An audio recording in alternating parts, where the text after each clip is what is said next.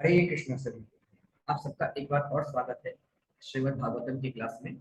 तो लगभग हम श्लोक नंबर 20 तक कर चुके हैं। श्लोक नंबर 21 स्टार्ट करेंगे। तो इससे पहले भगवान श्री कृष्ण की हम प्रार्थना करते हैं। अपने दोनों हाथ को जोड़ लें और भगवान श्री कृष्ण की प्रार्थना करें। ओम नमो भगवते वासुदेवाय। जन्माद्यस्य यतो अन्वया वितरश्चार्थयस्विकस्वराट् तेने ब्रह्महृदायादिकवये मुह्यन्ते तत्सूर्याः तेजोवारिमृतां यथा विनिमयो यजति सर्वो मृषा नाम्ना स्वेन सदा निरस्तुतं सत्यं परं धीमहि।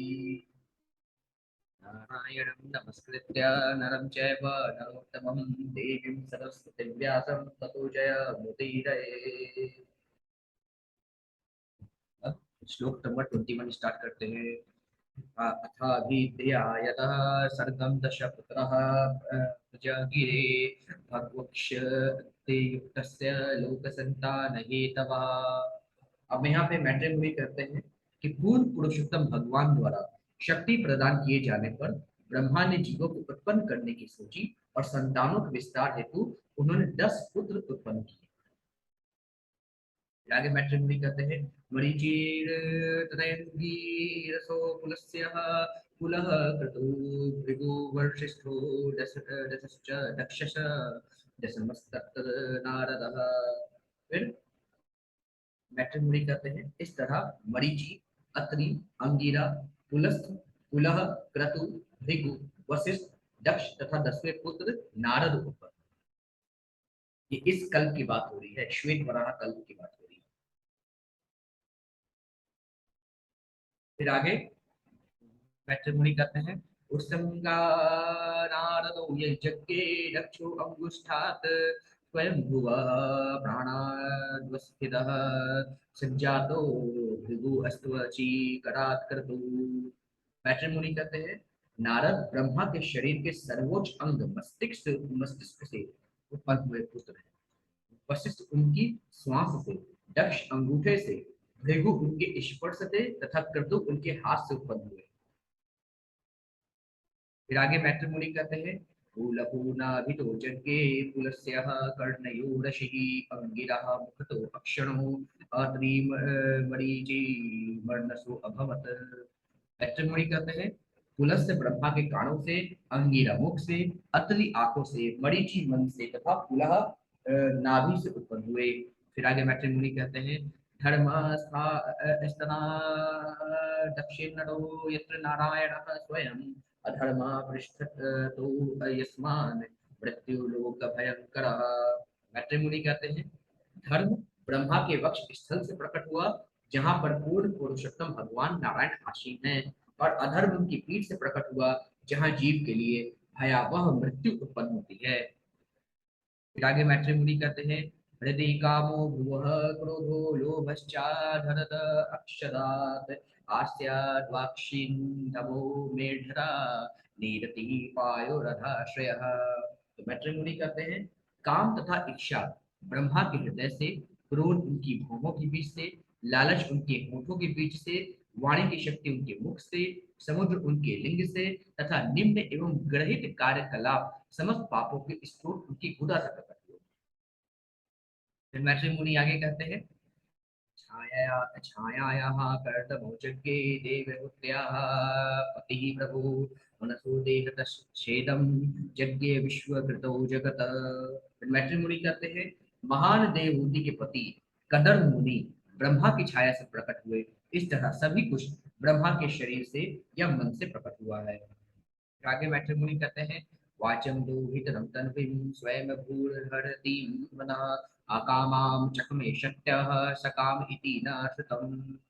अब मैट्रिमोनी कहते हैं। हे विदुर, हमने सुना है कि ब्रह्मा के वाक नाम की पुत्री थी, जो उनके शरीर से उत्पन्न हुई थी, जिसने उनके मन की यौन की जिसने उनके मन को यौन की ओर आकृष्ट किया, यद्यपि वह उनके प्रति कामसक्त नहीं थी। या फिर से सुनिए ध्यान से। यहाँ पे मैत्रेय मुनि कहते हैं। हे विदुर, हमने सुना है कि ब्रह्मा के वाक नाम की पुत्री थी, जो उनके शरीर से उत्पन्न हुई थी, जिसने ब्रह्मा जी के मन को अपनी यौवना से आकृष्ट कर लिया था। उनकी सुंदरता इतनी थी कि ब्रह्मा जी अपनी पुत्री की ओर आकृष्ट हो गए थे। यद्यपि जो उनकी पुत्री थी उनके प्रति आकृष्ट नहीं थी, उनके प्रति अट्रैक्टेड नहीं थी। फिर आगे मैट्रिमोनी कहते हैं, तमधर्मे कृतमतिं विलोक्य पितरं सुतः मरीचि मुख्यं नयो विश्रम्भात प्रतिबोधयन्। फिर मैट्रिमोनी कहते हैं, अपने पिता को अनैतिकता के कार्य में इस प्रकार मुक्त पाकर मरीचि इत्यादि ब्रह्मा के सारे पुत्रों ने अतीब आदर पूर्वक यह कहा। तो जब देखा कि उनके पिता जो है अपनी पुत्री काम के प्रति आकृष्ट हो रहे हैं, तो ये सब देखकर उनके जितने पुत्र थे, मरीचि के साथ जितने पुत्र थे, ब्रह्मा के सारे पुत्रों ने बहुत आदर पूर्वक कहा। क्या कहा? एतत् पूर्वः कृतं तद्वद्येन करिष्यन्ति च परे यस्त्वं दुहितरं गच्छे रनिगृह्याङ्गजं प्रभु। अब यहाँ पे सभी पुत्र, जितने भी 10 पुत्र हैं ब्रह्मा जी के, सभी ब्रह्मा जी से कहते हैं, हे पिता, आप जिस कार्य में अपने को उलझाने का प्रयास कर रहे हैं, उसे न तो किसी अन्य ब्रह्मा द्वारा, न किसी अन्य के द्वारा, न ही पूर्व कल्पों में आपके द्वारा कभी करने का प्रयास किया गया, न ही भविष्य में कभी कोई ऐसा दुस्साहस भी करेगा। आप ब्रह्मांड के सर्वोच्च प्राणी हैं, अतः आप अपनी पुत्री के साथ संभोग क्यों करना चाहते हैं और अपनी इच्छा को वश में क्यों नहीं कर सकते? तो यहाँ पे सभी पुत्र मिलकर समझाते हैं कैसे कार्य कर रहे हैं ब्रह्मदेव पिताश्री। आपके पूर्व इससे पहले भी जब आप ब्रह्मा थे, इससे पूर्व के कल्पों में आपने ऐसा कार्य नहीं किया। आपके अलावा कोई और ब्रह्मा ऐसे कार्य को नहीं करता। आप अपनी पुत्री के साथ संभोग करना चाहते हैं, उनको पत्नी बनाना चाहते हैं, कैसी बात कर रहे हैं आप? ये अनैतिक कार्य है, क्यों ऐसा आप सोच रहे हैं? आप अपनी इच्छा को, काम वासना को कंट्रोल में क्यों नहीं कर पा रहे हैं? आगे मैट्रिमोनी कहते हैं, तेजी यसामपि होतन्य सुश्लोकयं जगत गुरो यद्वृत्त मनुतिष्ठन् वैलोका शिवाय कल्पते। फिर मैट्रिमोनी कहते हैं, यद्यपि यहाँ पे जिन 10 पुत्र और समझाते हैं, यद्यपि आप सर्वाधिक शक्तिमान जीव है, किंतु यह कार्य आपको शोभा नहीं देता, क्योंकि समान लोग आध्यात्मिक उन्नति के लिए आपके चरित्र का अनुकरण करते हैं। क्योंकि जो समान जनता है वो आपके चरित्र का अनुकरण करती है। आप ही ऐसे घृणित कार्य करेंगे तो समाज में क्या क्या आप वहां पे लेके जाएंगे? समाज में क्या उदाहरण देंगे? समाज के लोग भी करेंगे कि कहेंगे कि जब ब्रह्मा जी ऐसा कर सकते तो हम भी करेंगे।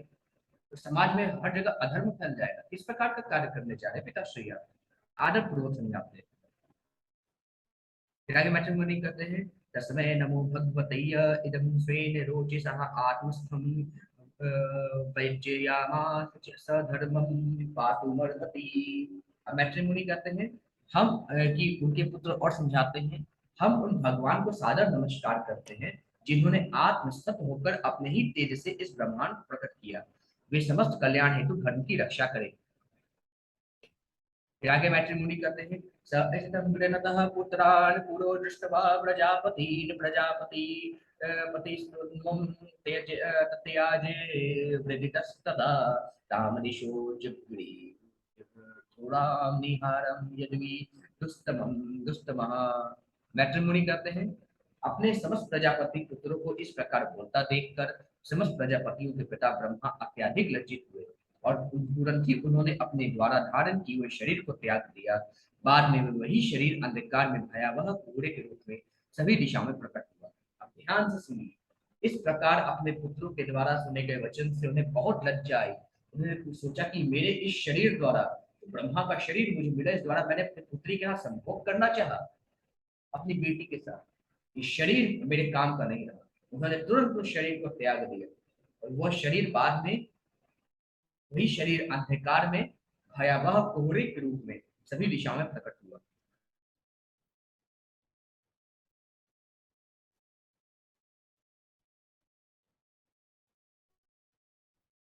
थोड़ा इसे ध्यान देने की जरूरत है, थोड़ा तात्पर्य पढ़ने की जरूरत है। अपने पाप में कीटों की क्षति पूर्ति के लिए प्रायश्चित का सर्वोत्तम उपाय अपने शरीर की को तुरंत त्याग देना है, और जीवों के नायक ब्रह्मा ने इसे अपने उदाहरण में दाखिल कर दिया। ब्रह्मा की आयु असीम होती, किंतु उसे अपने घोर पाप के कारण, जिसे उन्होंने मन में केवल सोचा ही था, वास्तव में किया नहीं था, अपना शरीर त्यागना पड़ा। तो सोचिए, मन में सोचने वाला पाप भी महान दुखदायी होता है। इसको भी नहीं करना चाहिए। मन में सोचने पर ही उन्होंने शरीर का त्याग कर दिया। यह जीवों के लिए शिक्षा है, जो यह दिखाते हैं कि अनियंत्रित यौन जीवन में संलग्न होना कितना पापपूर्ण कृत्य है। गहन यौन जीवन के विषय में सोचना भी पापपूर्ण है, और ऐसे पापपूर्ण कृत्यों की क्षति पूर्ति के लिए मनुष्य को अपना शरीर त्यागना होता है। दूसरे शब्दों में मनुष्य की आयु, वरदान, ऐश्वर्य इत्यादि सभी बातें पापपूर्ण कृत्यों से घटती हैं। और सबसे भयावह पापपूर्ण कृत्य है अनियंत्रित यौन। पापमय जीवन का कारण अज्ञान है, अथवा पापमय जीवन ही निपट अज्ञान का कारण है। अज्ञान की विशिष्टता है अंधकार या कोहरा। अंधकार या कोहरा जब अब भी सारे ब्रह्मांड को आच्छादित किए है, और सूर्य एकमात्र उसका प्रतिकार है। जो व्यक्ति नित्य प्रकाश रूप भगवान की शरण ग्रहण करता है, उसे कोहरे अज्ञान के अंधकार में विलोप होने का भय नहीं रहता। फिर आगे मैत्रेय मुनि कहते हैं, कदाचित धयायतः इष्ट इष्ट अष्टुर्वेदा आसम अष्ट मूर्खात् कथम इष्ट अक्षयामयं लोकान समवेतान यथा पुरः। फिर मैत्रेय मुनि कहते हैं, एक बार जब ब्रह्मा जी यह सोच रहे थे कि विगत कल्प की तरह लोगों की सृष्टि कैसे की जाए, तो चारों वेद, जिनमें सभी प्रकार का ज्ञान निहित है, उनके चारों मुखों से प्रकट हुए।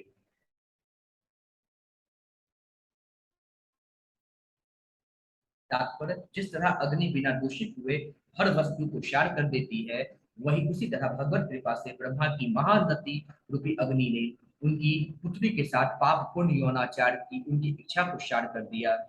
वेद समस्त ज्ञान के स्रोत है, और जब ब्रह्मा पुनः सृष्टि करने का विचार कर रहे थे, तो पूर्ण पुरुषोत्तम भगवान की कृपा से सर्वप्रथम ब्रह्मा को ही उद्घाटित किए गए। ब्रह्मा अपनी भगवत भक्ति के कारण शक्तिशाली हैं। भगवान उसने अपने उस भक्त को सदैव क्षमा करने के लिए तैयार रहते हैं, जो कदाचित अपने भक्ति के सन्मार्ग से पतित हो जाता है। फिर आगे मैत्रेय मुनि कहते हैं, चातुर्होत्रम कर्मतंत्र वेद न्याय सह धर्मस्य पादा षष्ठ तवारस्त हैवाश्रमवृत्तयः।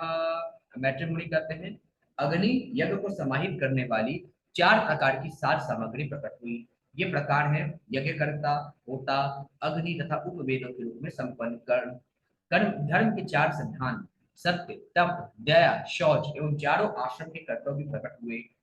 फिर आगे मैत्रेय मुनि कहते हैं, अब देखिए, अब विदुर प्रश्न पूछते हैं। विदुर्वाच, स वै विश्वसृजामीशो वेदादीन् मुख तो असृजत यद्यधीना सृजदेवस्तन्मे ब्रूहि तपोधन।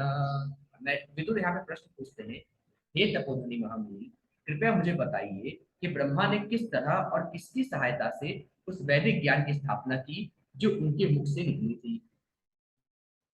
फिर मैत्रेय मुनि कहते हैं, मैत्रेय उवाच, यजुः सामाथ वार्तयान वेदान पूर्वया दिभि मूर्खः शास्त्रविद्यां स्तुति अस्तोमं प्रयाश्चितं वैधात् क्रमात्।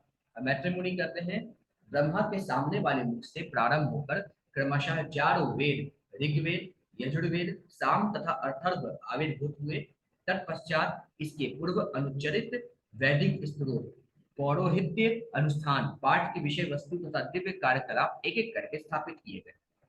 फिर आगे मैत्रेय मुनि कहते हैं, आयुर्वेदम धनुर्वेदम गांधर्वम वेदमात्मनः स्थापत्यम चाश्री जद्वेदम कर्मात् पूर्वादिभिर्मुख है। फिर मैत्रेय मुनि कहते हैं, ब्रह्मा जी ने औषधि विज्ञान, सैन्य विज्ञान, संगीत कला तथा स्थापत्य विज्ञान की भी सृष्टि वेदों से की। ये सभी सामने वाले मुख से प्रारंभ होकर क्रमशः प्रकट हुए। फिर आगे मैत्रेय मुनि कहते हैं, इतिहास पुराणानि पंचमं वेदमीश्वरः सर्वे भयः एव वक्तरे भयः ससृजे सर्वदर्शनः। फिर मैत्रेय मुनि कहते हैं, तब ब्रह्मा जी ने उन्होंने अपने सारे मुखों से पांचवें वेद, पुराणों तथा इतिहासों की सृष्टि की, क्योंकि वे संपूर्ण भूत, वर्तमान तथा भविष्य को देख सकते थे।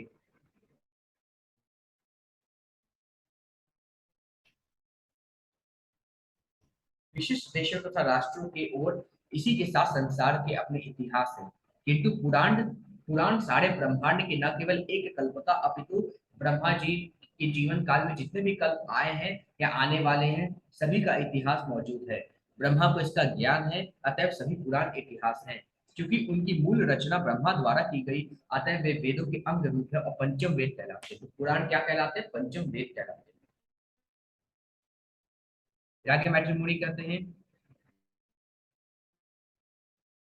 षोडशयुक्तो पूर्ववक्तना अत पूरी इष्य अग्नि अष्टु तावत् आपर आपतो यार माति रात्रो च वाजपेयम सबो सबम।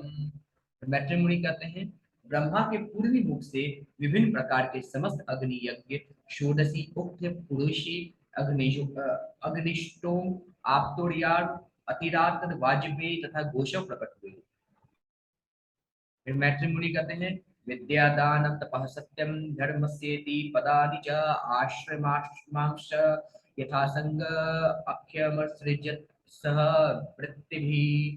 फिर मैत्री मुनि कहते हैं शिक्षा, दान, तपस्या तथा सत्य को धर्म के चार पांव कहा जाता है। शिक्षा, दान, तपस्या तथा सत्य को धर्म का चार पांव कहा जाता है और इन्हें सीखने के लिए चार आश्रम हैं जिनमें वृत्तियों के अनुसार जातियों वर्णों का अलग अलग विभाजन रहता है।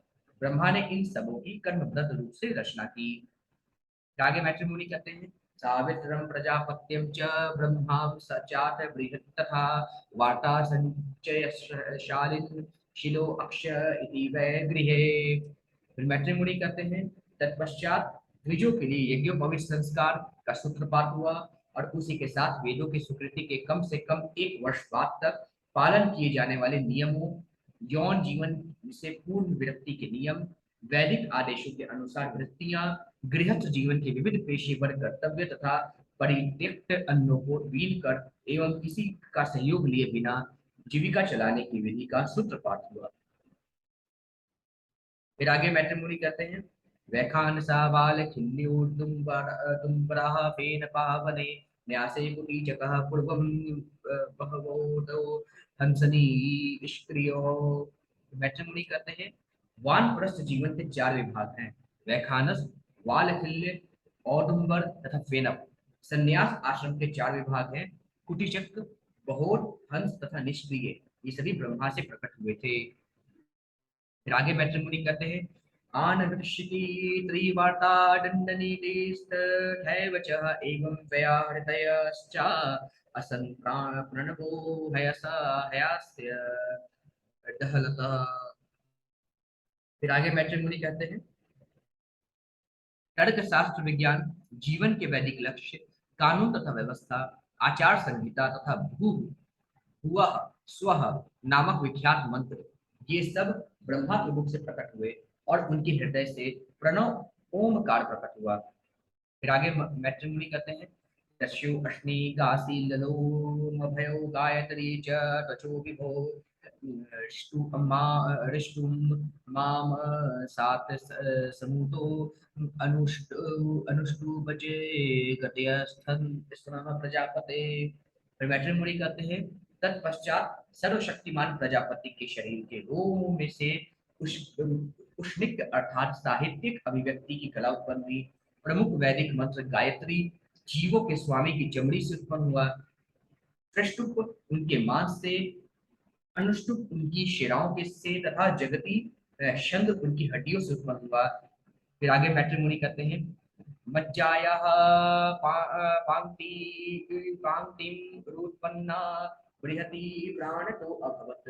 फिर मैट्रिमोनी कहते हैं पंक्ति श्लोक लिखने की कला का उदय अस्थि मज्जा से हुआ और एक अन्य श्लोक बृहति लिखने की कला जीवों के स्वामी के प्राण से उत्पन्न हुई। रागे मैत्रिमुनि कहते हैं स्पर्शस्तस्या भवज्जीवः स्वरो देहे उदाहृता उष्माणमिन्द्रियाणा याण्या हुरन्तः स्थाबलमात्मनः स्वरः सप्तविहारेण भवन्ति स्म प्रजापतेः। फिर मैत्रिमुनि कहते हैं ब्रह्मा की आत्मा स्पर्श अक्षरों के रूप में, उनका शरीर स्वरों के रूप में, उनकी इंद्रियां उष्म अक्षरों के रूप में, उनका बल अंतःस्थ अक्षरों के रूप में और उनकी इंद्रिय कार्यकलाप संगीत के सप्त स्वरों के रूप में प्रकट हुए। फिर आगे मैत्रिमुनि कहते हैं शब्द ब्रह्मात्मनस्तस्य व्यक्ता व्यक्तात्मनः परः ब्रह्मा बभाति विततो नाना शक्तियो पबृहंहिता। फिर मैत्रिमुनि कहते हैं ब्रह्मा दिव्य ध्वनि के रूप में भगवान के सारा साकार स्वरूप हैं, अतएव वे व्यक्त तथा अव्यक्त की धारणा से परे हैं। ब्रह्मा परम सत्य के पूर्ण रूप हैं और नाना वेद शक्तियों से समन्वित हैं।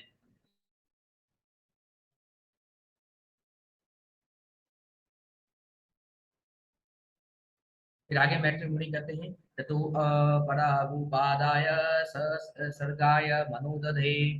फिर मैत्रेय कहते हैं तत्पश्चात ब्रह्मा ने दूसरा शरीर धारण किया जिसमें यौन जीवन निषिद्ध नहीं था, और इस तरह वे आगे सृष्टि के कार्य में लग गए।